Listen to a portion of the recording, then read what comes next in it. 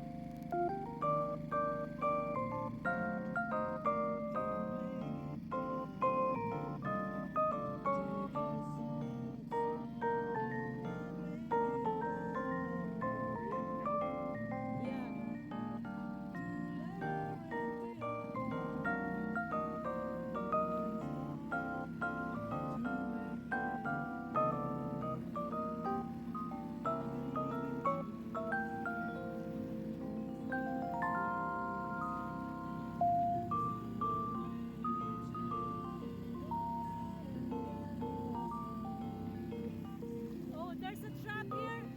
There's a trap. There's a trap. Go back. Yeah, there's a trap here. Ay, you see that? Jeez. A buoy. Yeah, help me out.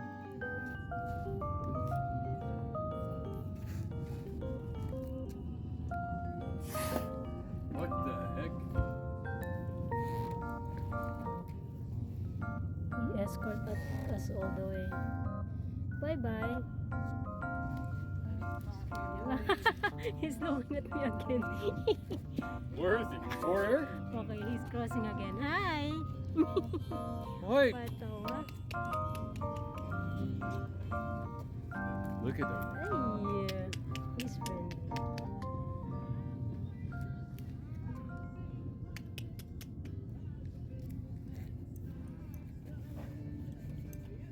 It's like I escort you guys. Bulaga. Bulaga. For fish. Hi. We don't gotta give you fish, it's bawal, you know? Bawal fish. Bawal.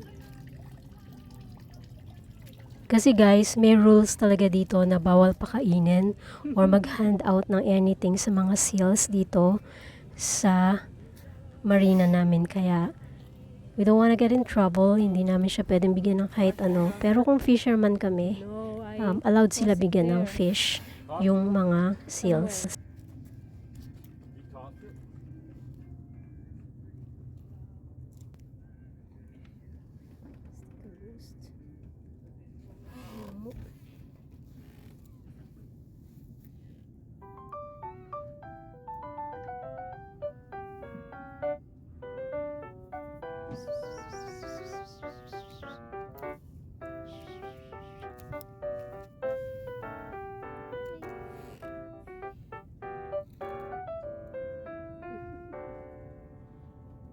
Friendly.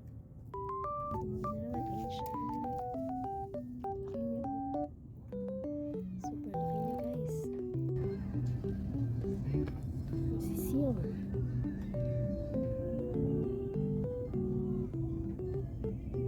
Bye bye.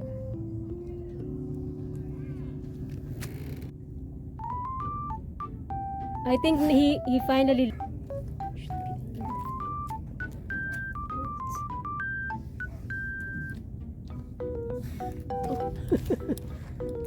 Iwan pa.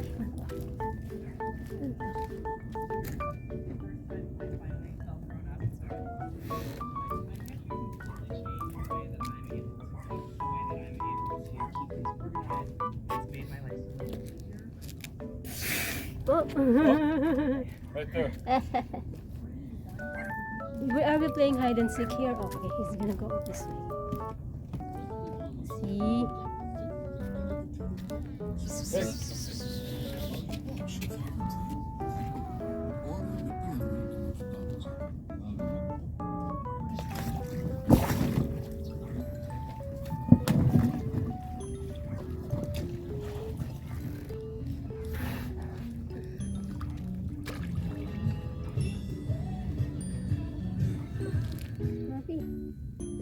Okay, so Saturday morning, ano nga ba yung petsa? Basta Saturday morning, October 7. Okay, so ito yung eksena dito. Napaka-foggy ng paligid. At sobrang weird kasi pagka lumabas ka dito sa area na to, very sunny. Pagbalik mo naman dito sa marina, napaka-foggy niya. Hot in the part, but here at ang feeling namin hindi magiging maaraw today. Kaya eto, lalabas ulit kami kasi may imi-meet up kami na diver.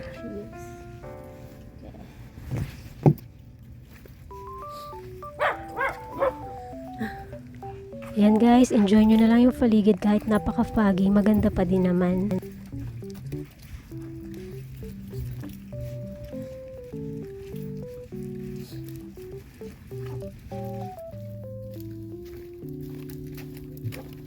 Super mukhang bagong gising ako dito guys kasi no hilamos pa yan dahil yung asawa ko nagmamadali.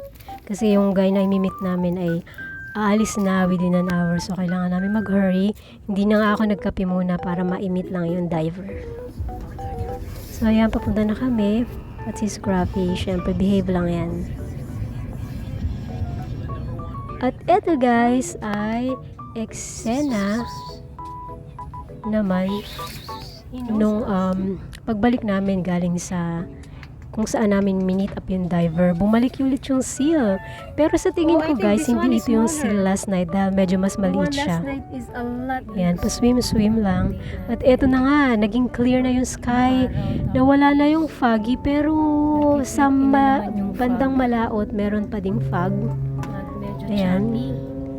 At medyo nagiging rough yung ocean wave.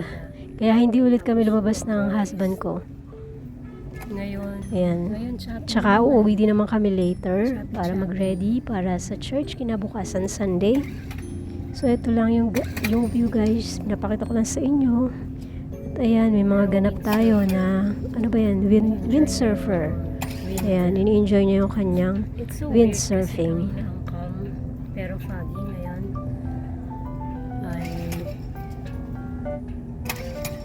Cloudy tapos rough out there.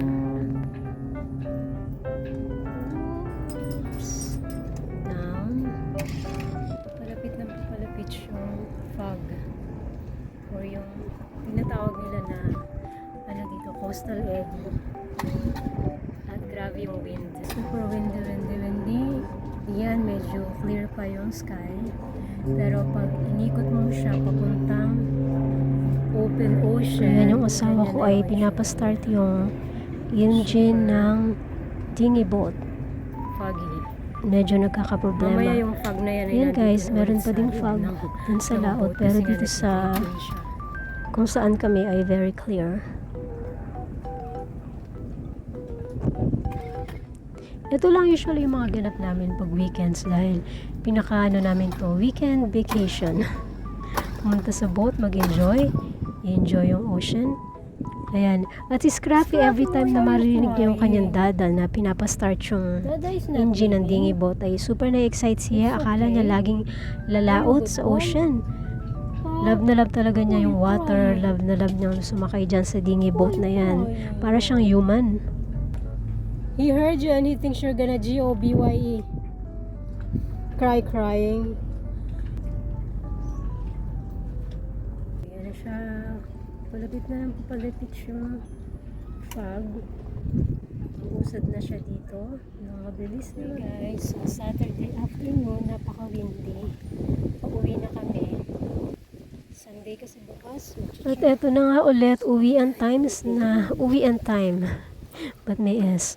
Okay, so ayan yung eksena. Very clear na yung sky. Tayo naman ay pauwi na. Pabalik sa ating tahanan dahil 4 o'clock na ito ng hapon at kailangan na naming umuwi para mag-asikaso ng mga bagay-bagay sa bahay. At ito yung inyong lingkod, Bula Kenya in America. Salamat guys sa pagpanood ng video na ito. At syempre, habang nagbabiyahe tayo po uwi, meron tayong Filipino kutkutin cheese ring. Super love ko to guys. Ayan.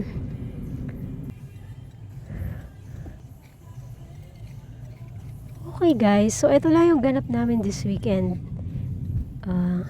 Ito yung Saturday evening kagaya ng sabi ko. At si Scruffy, ayan lang yung kanyang ginagawa. Habang nagbabiyahe kami pa uwi, lagi lang siyang tulog. Ayan. So guys, salamat at hope to see you on my next vlog. God bless.